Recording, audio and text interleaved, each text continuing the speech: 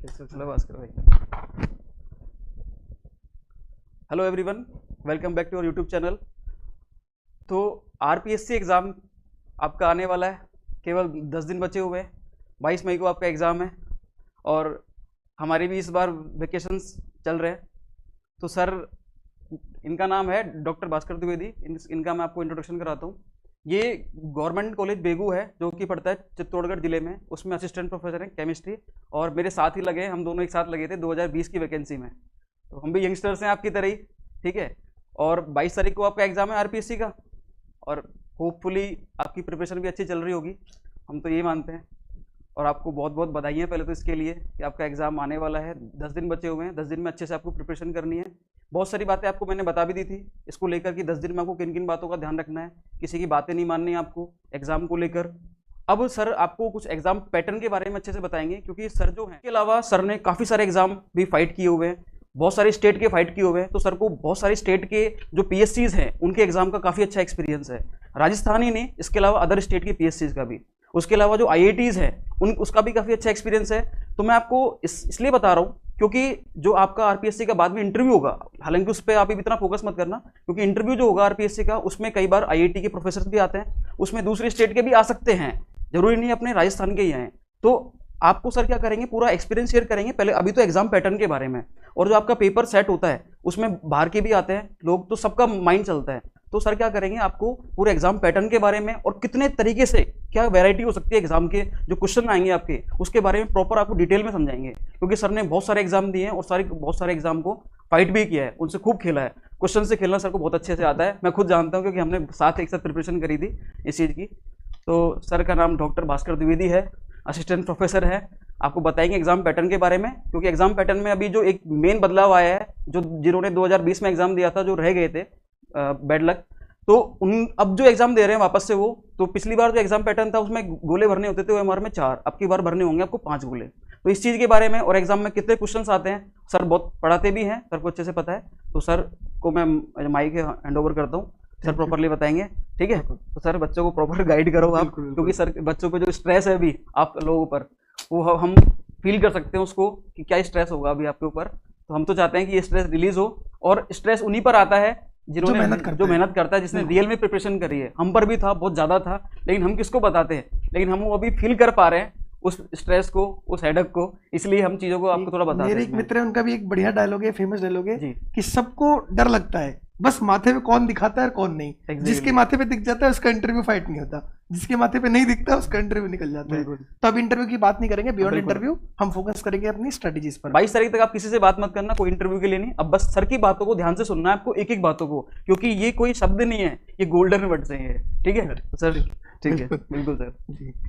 हाँ जी, तो सर ने वैसे काफ़ी बातें समअप कर दी थी कि 22 मई को किन किन चीज़ों का आपको ध्यान रखना है, 22 मई से पहले आपकी क्या स्ट्रैटेजी होनी चाहिए, किसी भी थर्ड पर्सन जो आपको इन्फ्लुएंस करे उनकी बातों पे आपको इतनी जल्दी नहीं आना है और अपने अकॉर्डिंग चीज़ों को हैंडल करनी है।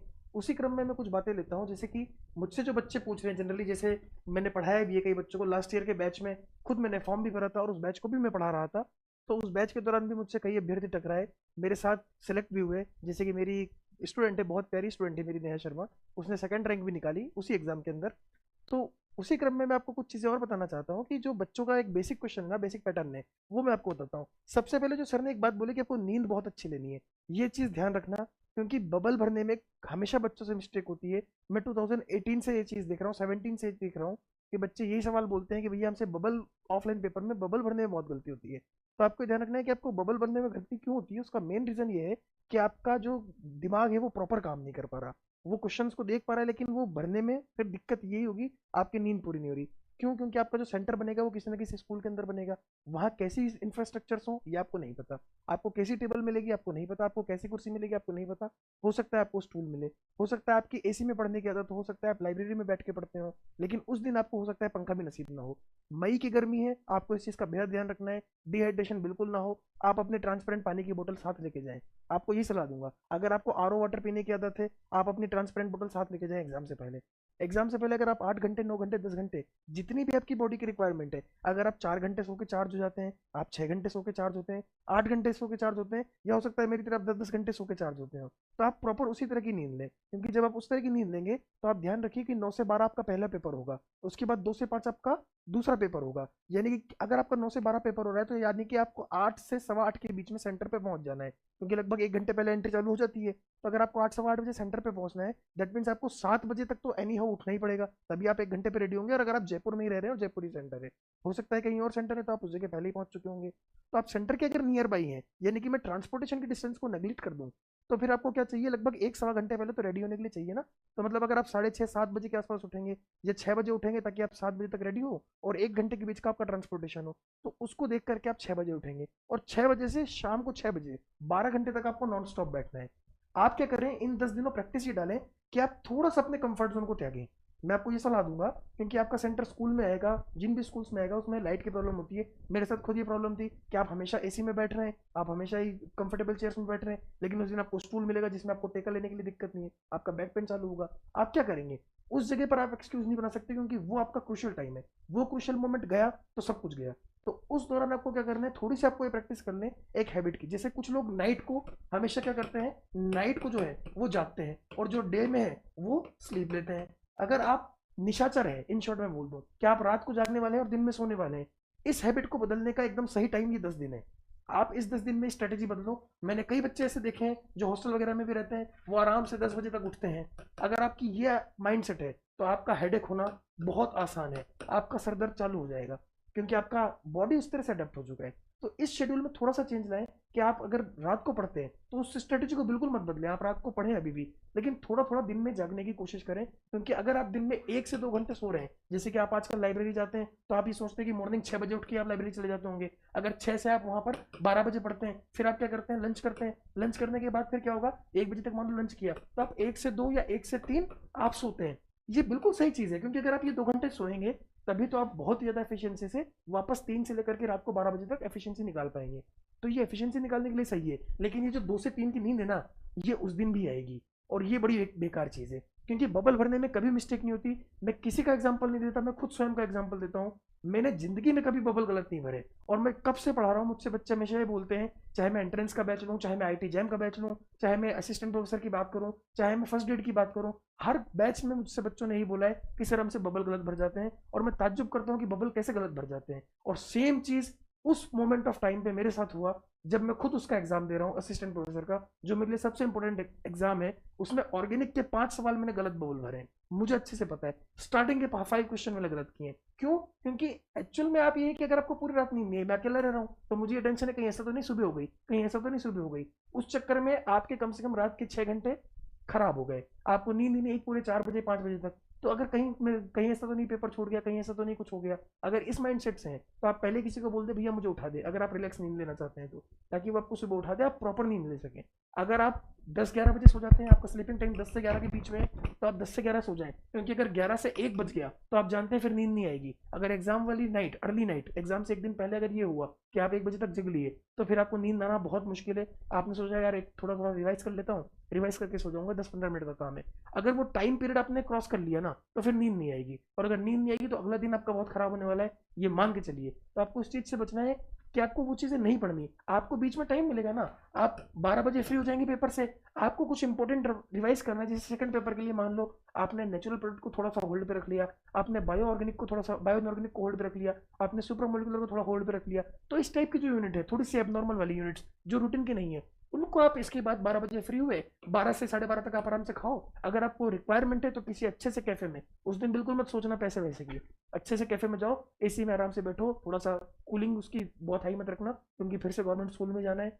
तो इसलिए थोड़ा सा ध्यान रखते हुए कंफर्टेबली उस नोट्स को आधे घंटे में रिवाइज कर लो, बिना प्रेशर लिए। और जितना कंफर्टेबल हो उतना रिलैक्स फील करो, आंखें जितनी बंद करो उतना बंद रखो, क्योंकि उसके बाद फिर आपको खोलनी है फिर से 3 घंटे के लिए। तो ध्यान रखना है, जब 9 से 12 आप पेपर दे रहे हो इस टाइम पे, उसके बाद 2 से 5 दे रहे हो, इस टाइम पे आपको पूरी एनर्जी लगानी है। अगर इस दौरान आपकी एनर्जी कम हुई, ये 6 घंटे तो सीधे सीधे हैं, 3 आवर्स ये वाले, 3 आवर्स ये वाले, तो ये 6 घंटे तो डायरेक्ट टाइम मान लो। और इसके अलावा आधा घंटा पहले आप कुर्सी पे बैठ जाओगे, और इसी तरह आधा घंटा आपको सेकंड पेपर में बैठना पड़ेगा। तो 7 घंटे की तो सिटिंग आपको देनी ही है, देनी है सेंटर सेंटर में, और वो किसी भी सिचुएशन में दे सकते हो सकता है सिंगल फैन हो सकता है पीली कलर की रोशनी आ रही हो, सफेद रोशनी भी ना हो, ट्यूबलाइट ना हो, बल्ब हो। तो ये सिचुएशंस आम है, ये हो सकता है, किसी ना किसी सेंटर पे जरूर होता है ये चीजें, तो आपको ये ध्यान रखना है। इंपॉर्टेंट चीज, दूसरी इंपॉर्टेंट चीज जो है, जो एक सबसे इंपॉर्टेंट पॉइंट है कि मैं क्वेश्चंस को कैसे करूं। ये भाई मेरे से कितने लोगों ने पूछ लिया, स्ट्रेटेजी कैसे करूं, जैसे 5 सवाल पहले करूं उसके बाद उनके बबल भरूं।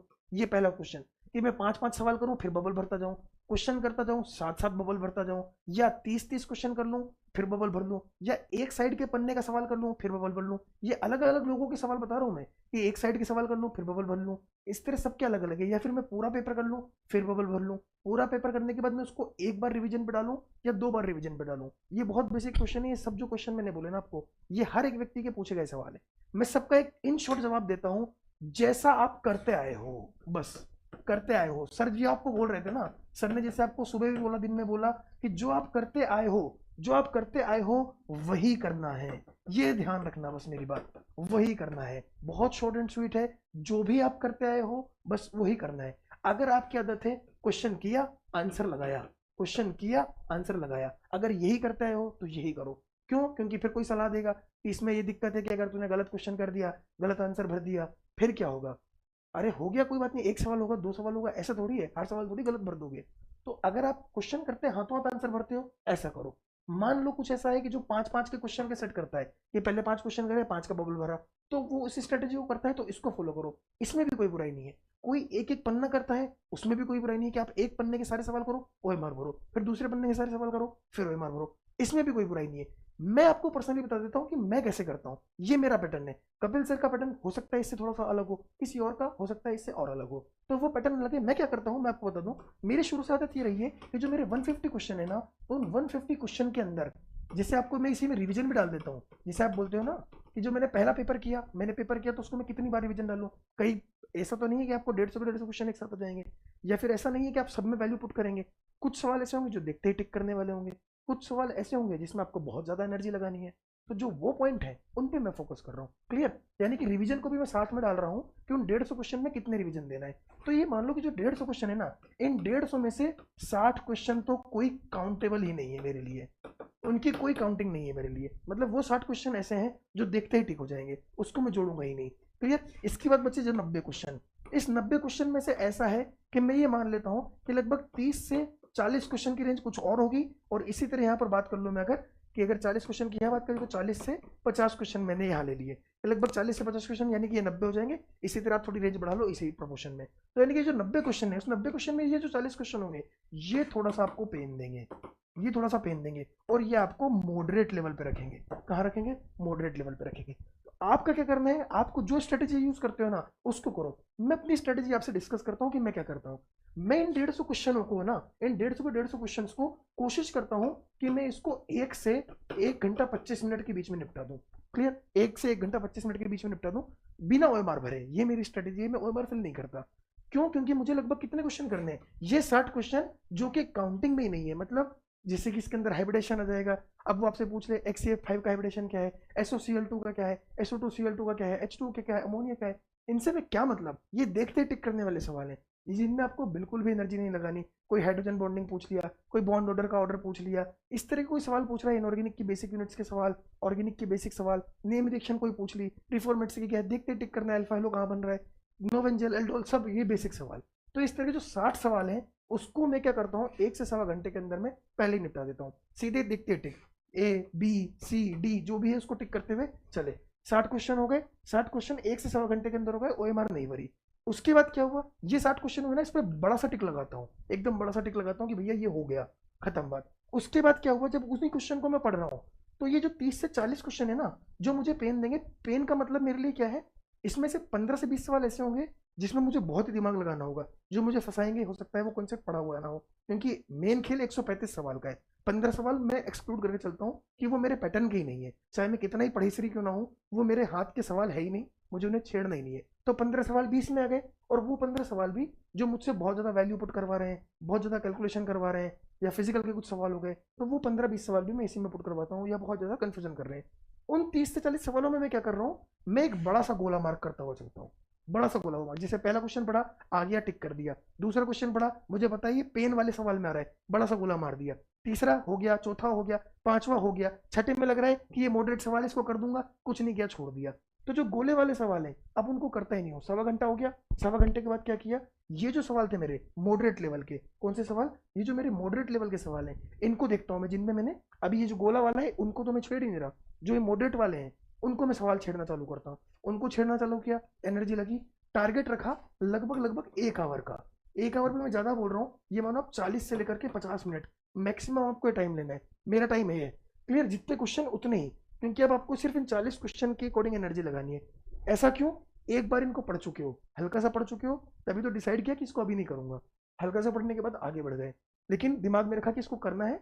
किस तरह करना है, जब दोबारा क्वेश्चन पढ़ोगे थोड़ा सा और फोकस्ड हो जाओगे और ओरिएंटेड हो जाओगे। 40 से 50 क्वेश्चन में आराम से हिल जाएंगे आपसे 30 35 40 जितने भी हिलने हैं। उसके बाद जो बच गए 10 15 सवाल वो भी इसी रेंज के अंदर आ गए। इस दौरान आपका क्या हो गया, लगभग लगभग 2 आवर्स पूरे हो गए। अब इस दौरान मैंने क्या किया, मैंने अपना फर्स्ट रिवीजन भी ले लिया, अभी तक कोई मार नहीं भरी। मेरे को ये पता है कि 150 क्वेश्चन भरने के लिए मुझे फिक्स 30 मिनट चाहिए, ये मेरी स्पीड है, ये मुझे पता है, क्योंकि मैं ओएमआर साथ में भरता हूँ हमेशा, हमेशा लास्ट में ओएमआर फिल करता हूँ। तो अगर मैं हमेशा लास्ट में ओएमआर फिल करता हूँ तो मुझे ये पता है कि 150 क्वेश्चन भरने के लिए मुझे 30 मिनट चाहिए। आप अगर लास्ट में भरने वाले हैं तो आप अपनी स्पीड को मेजर कर लें पहले ही, और अगर आप 30 मिनट में भरते हैं ना तो आप 40 मिनट का टाइम ले लें, ये आप हमेशा दिमाग में सेट करें, ताकि 10 मिनट में कोई गलती ना हो। थोड़ा सा और धीरे से भरेंगे हम, जैसे अगर हम बहुत स्पीडली भरते हैं थोड़ा सा धीरे भरेंगे ताकि गलती ना हो। ओएमआर की बेसिक डिटेल्स पहले फिल कर लेनी है, बेसिक डिटेल्स को लास्ट के लिए नहीं छोड़ना है, बेसिक डिटेल पहले भर लेनी है। सिर्फ बबलिंग की बात कर रहा हूँ मैं, जो गोले काले करने हैं उनकी बात कर रहा हूँ। तो ये जो 40 मिनट बचे आपके, 30 मिनट बचे, तो आपने जब 2 घंटे में ये काम कर लिया, अभी तक हम कहाँ पहुंच चुके हैं कि हम 2 घंटे में हमने काम कर लिया, जिसके अंदर हमने 1 से 1.25 घंटे के अंदर, 1 से 1.25 घंटे के अंदर हमने लगभग कितने कर लिए, 60 क्वेश्चन निपटा लिए। उसके बाद लगभग जो बचे हुए हमारे मिनट्स हैं, मतलब जो हमने 2 आवर कंप्लीट किए, तो हमारी रेंज पहुंच चुकी है लगभग 40 क्वेश्चन या 45 क्वेश्चन हमने और कर लिए। तो लगभग हम अगर 40 क्वेश्चन भी माने तो 120 क्वेश्चन हम आराम से कर चुके हैं। अब 120 के बाद क्या है, 2 घंटे हमारे पूरे हो चुके हैं। 2 घंटे हो सकता है 2 घंटे 10 मिनट हो जाए, आपको तुरंत क्या करना है, ओएमआर फिल करना चालू कर देना है। ये फिल करते ही क्या हुआ, जो मैं करता हूँ कि 30 मिनट में मैंने ओएमआर अगर फिल कर दी, इसका मतलब अगर 2:10 हुआ था तो मेरा क्या हो गया, 2 बज के लगभग, ये मान लो कि अगर 30 मिनट में मैंने पूरी कर दी तो 2:40 तक मेरा, 2 घंटे 40 मिनट में मेरा क्या हो गया, 120 क्वेश्चन तो वो हो गए जो बिल्कुल श्योर थे और उनमें कोई दिमाग ही नहीं लगाना, काम खत्म हो चुका है।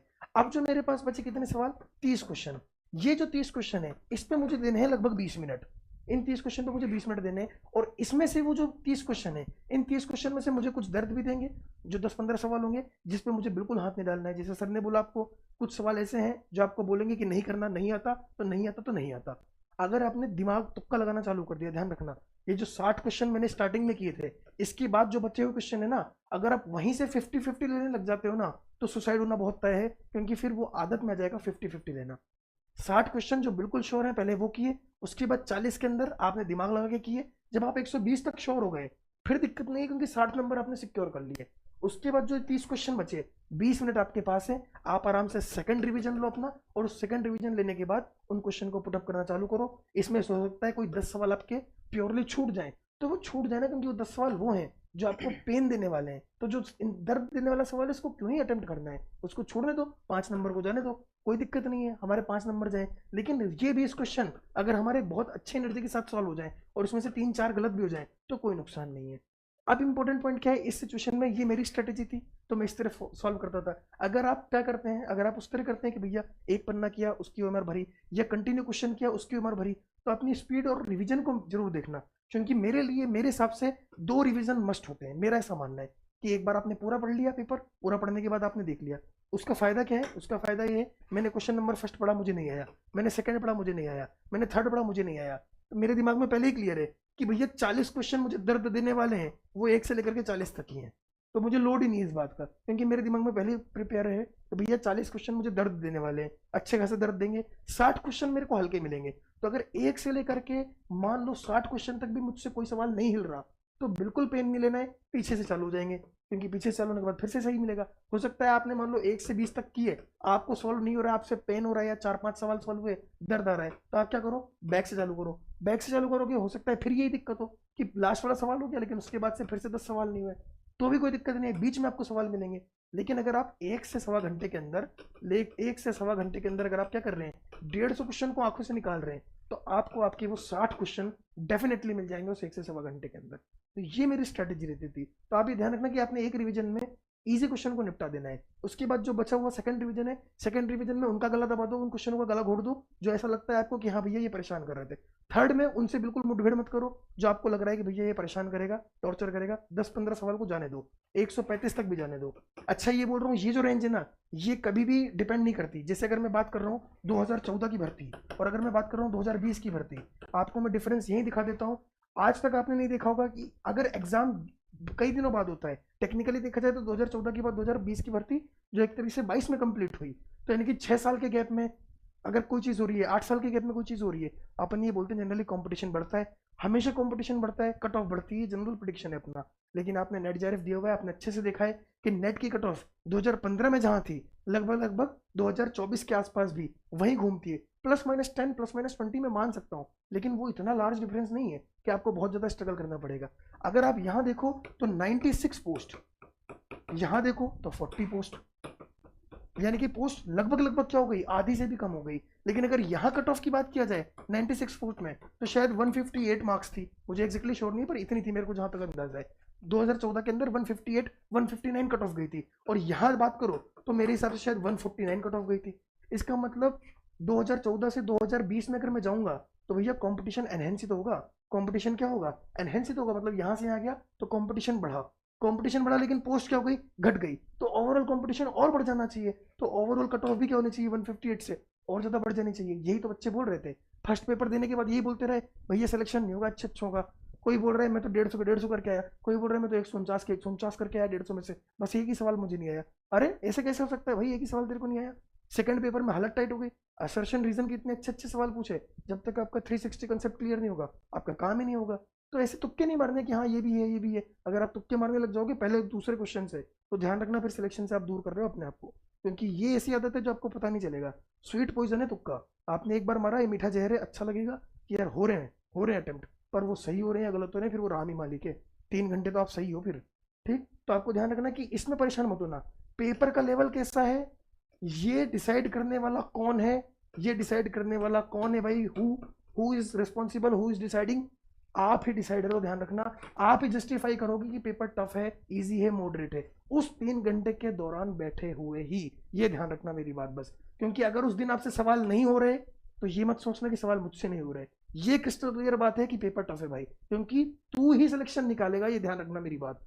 तू ये जो सिलेक्शन निकालने वाला आदमी है, तू ये जो सिलेक्शन निकालेगा बेटा, ये ध्यान रखना। तो अगर तुम सिलेक्शन निकालने वाले लोग हो तो पेपर टफ है और अच्छा कंपटीशन है, कोई दिक्कत नहीं है, कट ऑफ गिरेगी। तुम तो ये मान लेना अगर सवाल नहीं हो रहा है तो कि भैया 100 जो क्वेश्चन करें आपने, जिसे 149 मैंने क्वेश्चन बोली कट ऑफ 2020 की, तो कोई जरूरी नहीं है 125 भी आ सकती है, कोई बड़ी बात नहीं है। और कोई बड़ी बात नहीं है कि वो 170 भी चले जाए, कोई बड़ी बात नहीं है। किसने देख रखी है कट ऑफ, कट ऑफ कहीं भी वेरी कर सकती है। जब तक रिजल्ट नहीं आता ना तब तक सब लोग बहुत कुछ बातें बोलते हैं कि ऐसे ऐसे लोग भी हैं जो बोलते थे मेरे जीके वाले पेपर में 40 नंबर है, मेरे फर्स्ट पेपर में इतने नंबर है, मेरे सेकंड पेपर में इतने नंबर है, मैं नाम नहीं लूंगा, इंटरव्यू कॉल तक नहीं आया उन लोगों को। तो ऐसे बहुत सारे लोग हैं जो आपको डिमोटिवेट करेंगे। ऐसा नहीं बोल रहा मैं कि वो गलत है, हो सकता है उनका क्वेश्चन अटेम्प्ट करने का तरीका, ये नजरिया गलत हो कि मैंने अटेम्प्ट कर दिया, मेरे हिसाब से यही सही है, आरपीएससी के आंसर की भाड़ में गई, ये सही है, मैं चैलेंज करूंगा गलत हो जाएगा। आरपीएससी गलत ही नहीं मान रही उस सवाल को, तो वो जो देख रहा है, या आपने नेगेटिव मार्किंग करी तो नेगेटिव मार्किंग में उसको हटाया ही नहीं, तो आप नंबर किस तरह जोड़ते हो ये आपकी गलती है। तो कई बार ऐसे भी उनके 40 नंबर बन जाते हैं, उन लोगों से कभी परेशान नहीं होना। सिंपल सी बात क्या है, जब आप पेपर दे रहे हो, जब आप पेपर दे रहे हो तो आपको पता है, तो आपको पता है कि पेपर कैसा है, टफ है या पेपर इजी है, ये सिर्फ आप जानते हो, इसके अलावा कोई नहीं जानता। तो उस टाइम पे अगर क्वेश्चन नहीं हो रहे तो परेशान मत होना, मतलब पेपर टफ है। और उस दौरान क्वेश्चन बहुत आसानी से हो रहे। कई सवाल ये भी है, मैं कितने सवाल करूं, 140 करूं सर, कि 135 करूं, या 125 करूं, या 120 पे ही करूं। अरे यार तू 150 के 150 कर, और तू 100 ही कर। अगर तेरे को 100 आ रहे हैं तो तू 100 कर, तेरे को 150 रहे तो 150 कर। रिस्क कितने पे लूं, तेरे को 100 एकदम श्योर है, इन 50 के अंदर तेरे को 25 क्वेश्चन में 50-50 लग रहा है, तेरे को लग रहा है इन 50-50 में भी यार झुकाव इधर ही है, तो अटेम्प्ट मार दे, 25 तक मार दे, 30 तक मार दे, 50 के 50 में रिस्क क्यों ले रहा है। सही है, तो रिस्क लेने का भी एक फैक्टर होता है, वो आपको खुद ही जज करना पड़ेगा। मेरे कहने से या सर के कहने से, किसी और के कहने से नहीं होगा। वही चीज़ के लिए तो आप टेस्ट सीरीज लेते हो।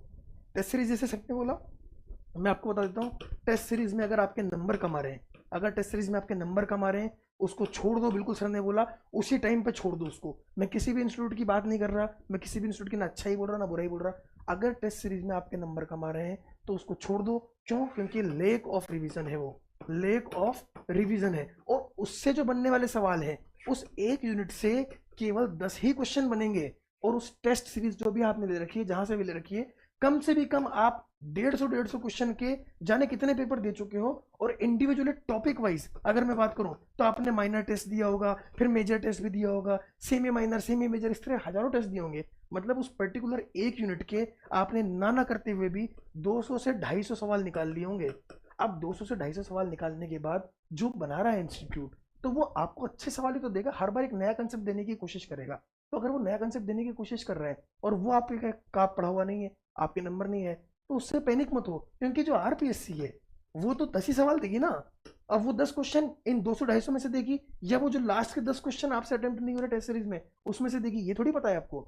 तो वो तो पूरे यूनिट में से काम के सवाल देगी 10, और वो कैसे देगी, आपके सिलेबस के अकॉर्डिंग बिल्कुल कंसाइज रहती है। तो ध्यान रखना, जो लास्ट टाइम की स्ट्रेटेजी है उसमें मैं बांट लूँ, जो मेरा पैटर्न रहता था, मेरा पैटर्न रहता था पेपर 1, क्योंकि अब तो जीके आपके बचा ही नहीं है, पेपर 1 और पेपर 2। ठीक, सिंपल सा पैटर्न है कि भैया अगर 15 यूनिट है तो आप दिन घटाते जाओ, अगर 15 यूनिट बची हैं 15 इसकी और 15 इसकी।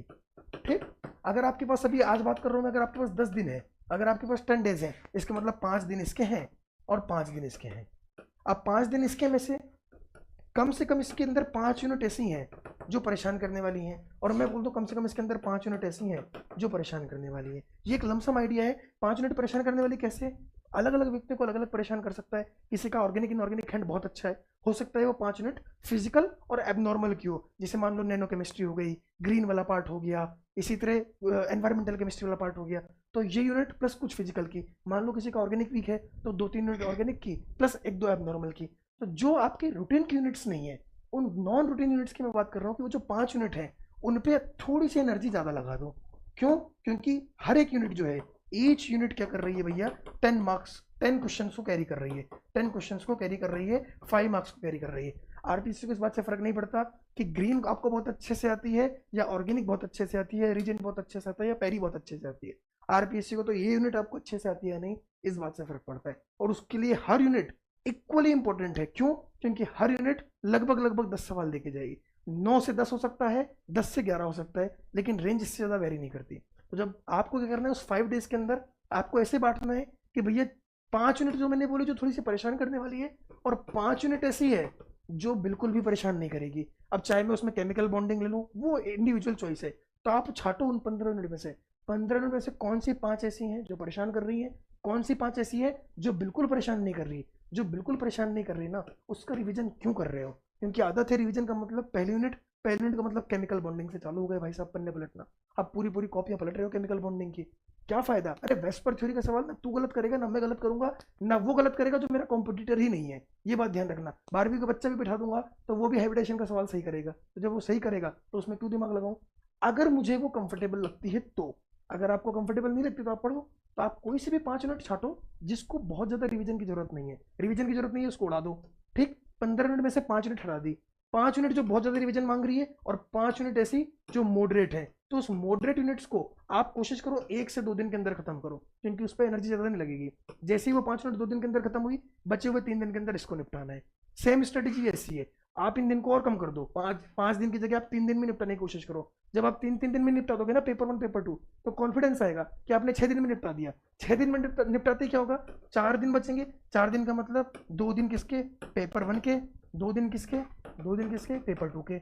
आप डिवाइड करो कि भैया इन 2 दिन में से किस यूनिट को ज़्यादा जरूरत है। जिस यूनिट को ज़्यादा जरूरत है उसको टाइम दो, जिसको कम जरूरत है उसको कम टाइम दो, जिसको ज़्यादा जरूरत है उसको टाइम दो, जिसको कम जरूरत है उसको कम टाइम दो। इस तरह करके आप पहुंचोगे। और जब आप पहुंच जाओगे लास्ट डे में, ध्यान रखना ये मेरा लास्ट डे सोने वाली रात बिल्कुल नहीं है, सोने वाली रात को हटा देना। उस रात से पहले की बात कर रहा हूं मैं। उस रात से पहले आपको क्या करना है, एक क्विक रिवीजन लेना है। अगर आप उस तरह की व्यक्ति हो जैसे मेरी तरह कि यार एक बार और पढ़ लें तो मजा आ जाएगा, अगर आप पढ़ सकते हो तो ध्यान रखना। अगर आप 30 के 30 यूनिट को एक बार में एक सांस में पढ़ने की हिम्मत रखते हो तो पढ़ डालो, क्योंकि उससे आपको कॉन्फिडेंस आएगा। अगर हिम्मत नहीं रखते तो बिल्कुल मत पढ़ना, क्योंकि आपने बहुत बार रिवीजन किया है, आपने 2-3 बार तो ये मेन रिवीजन बोले मैंने, कम से कम आप 10-20 बार पढ़ चुके होंगे चीज़ों को। तो जो लास्ट के 30 जो यूनिट्स कर रहे हो आप, अगर उसको लास्ट डे में, सेकंड लास्ट डे में कर सकते हो तो उन पूरी यूनिट्स को एक बार कर लो। उससे ये पता पड़ जाएगा कि कौन कौन सी ऐसी इंपॉर्टेंट बातें हैं जो आपको विशेष ध्यान रखनी है। उसके बाद आपको कोई नहीं रोक सकता सिलेक्शन से। इसके बाद क्या करना है इंटरव्यू के लिए, भैया उसके लिए तो एक डेडिकेटेड सेशंस लेके आएंगे मैं और कपिल सर, और हो सकता है हम कोलैबोरेट करें ताकि और अच्छा सेशंस आपके लिए रख सकें। जिनसे भी कोलैबोरेशन करेंगे आपको कुछ पता पड़ जाएगा, ताकि हम बहुत अच्छा सेशन आपके लिए लेके आएँ। तो ये मेरी एक इंपॉर्टेंट पॉइंट्स है जो मैंने आपको बताए, होपफुली आपको अच्छे लगे होंगे। बाकी मैं सर को बुलाता हूँ, सर अपनी राय कुछ और साझा करें हमारे साथ। Sir please. सर आपने एग्ज़ाम पैटर्न को लेकर और सबसे मेन चीज़ जो अपन ओएमआर में गोले भरते हैं उसको लेकर आपने बहुत सारी बातें बताई। आरपीएससी असिस्टेंट प्रोफेसर का जो एग्ज़ाम है, ये आरपीएससी जो है ना आपकी मेंटल स्ट्रेंथ को भी चेक करेगा, उसके साथ साथ फिजिकल स्ट्रेंथ को भी चेक करेगा। ये सर हम है जब ना? पढ़ते थे तब से बिल्कुल सर बोल हमने रहे हैं तब से देख रहे हैं कि हम। सर फिजिकल स्ट्रेंथ का भी पेपर होता है। इसमें फिजिकल भी होता है। आप बोलते हो ना कि जो रेलवे वगैरह है, अपने पुलिस डिफेंस लाइन वाले है, हुए, डिफेंस वाले हुए, इनमें फिजिकल टेस्ट होता है। नहीं भैया, आरपीएससी भी लेता है फिजिकल टेस्ट। आप 9 से 12 एग्जाम दे रहे हो, उसके बाद 2 घंटे का गैप है, फिर आप 2 से 5 वापस एग्जाम दे रहे हो। आप एक ही दिन में 3-3 घंटे के एग्जाम दे रहे हो, वो भी 2 एग्जाम। 300 क्वेश्चन तो और 300 क्वेश्चन आते हैं, 150 सवाल एक पेपर में, और 2 घंटे का गैप मिलता है, और वो 2 घंटे का नाम का है। एग्जाम आपका 12 बजे खत्म होगा, तो उसके बाद आधा घंटे तो वैसे ही निकल जाएगा। और मतलब 12:30 से लेकर जैसे 1:30 बजेंगे 1 घंटा मिलेगा आपको। 1:30 बजे आपको क्या लगेगा, अरे वापस चलना है यार। आप कितने दूर जा रहे हो, थोड़ा ज्यादा दूर ही मत जाना। सर एक चीज और ध्यान आई, जी। जैसे सर ने बताया कि पेपर 1 आप खत्म करोगे 12:30 बाहर आओगे। ध्यान रखना उस पेपर को डिस्कस किसी से नहीं करना है, बिल्कुल। उसको तुरंत गोल करना है, बैग में डालना है, बिल्कुल, काम बिल्कुल। खत्म। उसके अलावा कोई काम नहीं करना है, उसका जिक्र नहीं करना है पेपर 1 के बारे में। पेपर 2 देने के बाद जिक्र करो पेपर 1 पेपर 2 दोनों के बारे में। टेंशन नहीं लेनी यार, आंसर की बना के देंगे हम आप लोगों को।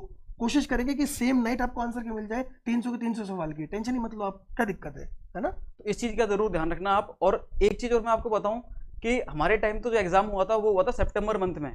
इस बार जो आपका एग्जाम है वो मई में है, और मई की गर्मी जो होती है वो पीक पर होती है। तो सर ने बताया कि पानी की बोतल रखनी है साथ में आपको, ठीक है, और ओआरएस वगैरह इन चीज़ों का जरूर ध्यान रखना, जिनको मतलब डिहाइड्रेशन की प्रॉब्लम होती है, इस चीज़ का जरूर ध्यान रखना। एक छोटी सी मेडिकल किट है, वो भी अपने बैग में रखना। हालांकि बैग तो भाग रहेंगे, लेकिन जब आपको गैप मिले वो 2 घंटे का, उसमें आप बिल्कुल एकदम चार्ज हो जाओ, ऐसा कुछ सामान रखना आप उसमें। क्लियर है? बाकी फिर थोड़ी स्ट्रेंथ का तो टेस्ट हो ही जाएगा आपका वहाँ पर, मेंटल स्ट्रेंथ और फिजिकल स्ट्रेंथ का। बिल्कुल। और यहाँ पर सर ने आपको बता ही दिया मेनली एग्जाम पैटर्न के बारे में, तो उससे ज़्यादा तो मैं क्या बताऊँ सर। आपने क्वेश्चंस को लेकर बहुत अच्छी चीज़ बताई सर, कि 150 क्वेश्चनों से कैसे खेलना है। वो 150 क्वेश्चनों का ही पूरा मामला है। और सबसे बड़ी बात है कि समय का मैनेजमेंट कैसे करोगे, टाइम मैनेजमेंट कैसे करोगे आप उन 150 क्वेश्चन में। और मैं एक बात और बताऊं कि इस बार जो पैटर्न है वो थोड़ा चेंज हुआ है। जिन्होंने पिछली बार ये आरपीएससी एपी का एग्जाम दिया था, उनके लिए थोड़ी समस्या हो सकती है, क्योंकि पिछली बार ओएमआर में गोले थे 4, अब की बार गोले हो गए 5। तो जिन्होंने पिछली बार जो इस बार न्यू कैंडिडेट है उनको तो कोई दिक्कत नहीं है, लेकिन जिन्होंने पिछली बार एग्जाम दिया था उनके लिए थोड़ी समस्या हो सकती है। तो इस चीज़ की भी थोड़ी प्रैक्टिस कर लेना आप, कि अगर आप किसी एक क्वेश्चन को लीव कर रहे हो, छोड़ रहे हो, तो आपको जो 5वां नंबर का गोला है वो भरना है। ये पैटर्न आया गुजरात से, ये वहाँ वाले एग्जाम में होता था पहले, तो अब यहाँ पर अपने आरपीएससी ने भी कर दिया। ठीक है, जो भी है आप वो सबके लिए, कोई आपके लिए स्पेशल नहीं है वो चीज़ें, ठीक है। तो बाकी एग्जाम पैटर्न का थोड़ा ध्यान रखना, सर ने प्रॉपरली किया है इसको, और 150 क्वेश्चनों के बारे में बता दिया, टाइम मैनेजमेंट के बारे में बता दिया, नींद लेने के बारे में बता दिया। बस ध्यान इतना सा रखना है कि जो आप करते आए हो वो करना है, इन दिनों में नया कुछ नहीं करना आपको। बिल्कुल। बाकी तो आपको और एग्जाम ये स्ट्रेटेजी भी सर उन लोगों के लिए कि आप उनसे बिल्कुल परेशान मत होना, नए के लिए हमने आपको जरूर बताया है, क्योंकि हम साझा कर रहे हैं कि आप अगर यही स्ट्रेटेजी फॉलो करते हो तो उस पर ठप्पा लग जाए कि हाँ इसी स्ट्रेटेजी को फॉलो करके और भी लोग बने, और इससे डिफरेंट स्ट्रेटेजी को फॉलो करके भी और लोग बने। तो बिल्कुल परेशान नहीं होना है, आपकी जो स्ट्रेटेजी है वो डिफरेंट है, everybody is different, everybody is unique. ये बात आपको ध्यान रखनी है। आप जो भी करोगे सटीकता से करोगे, सिलेक्शन निकालोगे, और उसके बाद थैंक यू जरूर बोलना। हम बिल्कुल आपको मिलेंगे, आप हमारे साथ कहीं ना कहीं किसी ना किसी कॉलेज के अंदर काम करेंगे। हम डेफिनेटली आगे जरूर किसी ना किसी सुनहरे मोड़ पर जरूर मिलेंगे आप लोगों से। जी, यहाँ पर मैं एक बात और बता दूं कि एग्जाम जब आपका हो जाए, दोनों एग्जाम हो जाए, उसके बाद ही मैं तो कहता हूँ कि आप किसी से डिस्कस ही मत करना, आपको सीधे इंटरव्यू पर बात करनी है, इंटरव्यू के लिए। क्योंकि हमारे केस में जब हमारा एग्जाम हो गया था, उसके बाद बहुत सारे लोग कहते थे कि 150 में तो मैं तो 145 क्वेश्चन सोल्व करके आया हूँ, मैंने 140 सोल्व किया और मेरे पूरे आ रहे हैं। जीके के पेपर में तो हम इतने पागल हो गए थे कि कोई कह रहा था 45 मार्क्स आ रहे हैं मेरे, तो कोई कह रहा 40 मार्क्स आ रहे हैं। तो भैया ऐसा नहीं होता। और सर ने जो बात बोली थी कि उन लोगों का तो इंटरव्यू कॉल भी नहीं आया, तो ये बात सही भी है, ठीक है। और देख, कट ऑफ को लेकर, कट ऑफ का कोई अंदाजा नहीं है कि कट ऑफ बढ़ेगी या घटेगी। ये डिसाइड करेगा कि वो पेपर क्या आया है, उस पर डिसाइड करेगा, ठीक है। और आप कितने क्वेश्चन अटेम्प्ट करते हो, जितने आपको आते हैं उतने करना। कोई स्ट्रेटजी नहीं कि मैं तो 120 करके आऊंगा तो सिलेक्शन होगा। अगर मैंने 120 अटेम्प्ट नहीं किए तो भैया मैं तो कट ऑफ से बाहर हो गया, ऐसी कोई बात नहीं है। हो सकता है आप 90 या 100 क्वेश्चन पे भी आप रेंज में आ रहे हो, और ये भी हो सकता है कि आपने 130 करे तो भी आप रेंज से बाहर जा रहे हो। ये इसका किसी से कोई संबंध नहीं है, ये डिपेंड करेगा कि पेपर कैसा है, उसका पैटर्न क्या है और लेवल क्या है उस एग्जाम का। क्लियर है? तो अब एग्जाम तक इन चीज़ों को, इन बातों का ध्यान रखना। हमने आपको सारी बातें बता दी हैं, और हमारा जो पर्सनल एक्सपीरियंस था वो हमने शेयर कर दिया है। मैं अब आपको फिर भी बोल रहा हूँ, अगर आपको फिर भी कोई डाउट है आप जरूर कमेंट बॉक्स में लिखें, मैं जरूर, हम लोग उस प्रॉब्लम को रिजॉल्व करेंगे, इंस्टेंट जवाब देंगे। लेकिन ज्यादा परेशान मत हो किसी भी चीज को लेकर के, कोशिश करो 22 मई और 2 जून इसके बाद हमारी मुलाकात हो तो बहुत ही बेहतरीन काम होगा। आप ही की तरह हम भी यंगस्टर्स ही हैं, और आपकी जो प्रॉब्लम है जो इस समय आप फेस कर रहे हो, वो हमने भी फेस किया है, उसको बहुत अच्छे से फेस किया है। और ये होनी भी चाहिए, जिन्होंने एक्चुअल रियल में प्रिपरेशन की है तो उनके साथ होता ही है। लेकिन एग्जाम का पेपर हाथ में आया, वो सारे टेंशन दूर, बिल्कुल और सही 3 बात है। घंटे आप केवल उसी पर फोकस करोगे, आपको खुद को ही नहीं पता रहेगा कि क्या टेंशन थी, क्या था, कुछ नहीं होगा। और शाम को जब 5 बजे आप बाहर निकलोगे दोनों एग्जाम देके, तो आपके जो चेहरे पे मुस्कान रहेगी, आप जो खुश रहोगे, वो याद ही रखोगे, वो मोमेंट अलग ही होगा। जो तो प्रेशर, जो बर्डन आपके सर से रिलीज रिलीज होगा। होगा जी, मतलब एग्जैक्टली। आप कितना ही, जैसे अब मैं कह रहा हूँ, मैं खुद उस बैच में पढ़ा रहा हूँ, लेकिन अगर आपने उस चीज को एज ए चैलेंज ले लिया कि नहीं आपको फोड़ना है एग्जाम, तो फिर आपके ऊपर प्रेशर आएगा। कोई भी इंसान ये बोल दे सिलेबस कंप्लीट होगा, सिलेबस मेरा पूरा कंप्लीट है, सवाल ही पैदा नहीं होता। आज तक मैं बिल्कुल नहीं मानता, वो टॉपर बनने के बाद जरूर बोलेगा कि मेरे को तो पता ही था कि मैं टॉपर बनूंगा, पर टॉपर को कभी पता नहीं होता कि वो टॉपर होगा, ये ध्यान रखना। मैं आपको उन सभी लोगों से मिलवाऊंगा जो first ranker, second ranker, third ranker है। मैं पूरी कोशिश करूंगा आप सभी लोगों से, मेरे सभी लोगों से बात करें, वो अपने अपने एक्सपीरियंस आपके साथ शेयर करें, ताकि आपको बहुत अच्छी गाइडेंस और गाइडलाइन मिल सके फॉर द इंटरव्यू। क्योंकि हमने बहुत सारे इंटरव्यूज दिए, मैं तो इन 1-1.5 साल के अंदर लगभग 4-5 जॉब्स के अंदर स्विच किया। सर की तो बहुत मैंने जॉब लगी है, मैं आपको अगर उनकी लिस्ट बताऊंगा ना तो ये आप यकीन भी नहीं करोगे। तो कोविड के और बाद कोई ऐसा स्टेट हुआ नहीं कि छोड़ा सर ने। जो नॉर्थ इंडिया के जो स्टेट, जो अपना नॉर्थन इंडिया है उसके जो स्टेट है, उसके काफी सारे एग्जाम फाइट किए हुए हैं, और राजस्थान के तो आप देखो ही मत।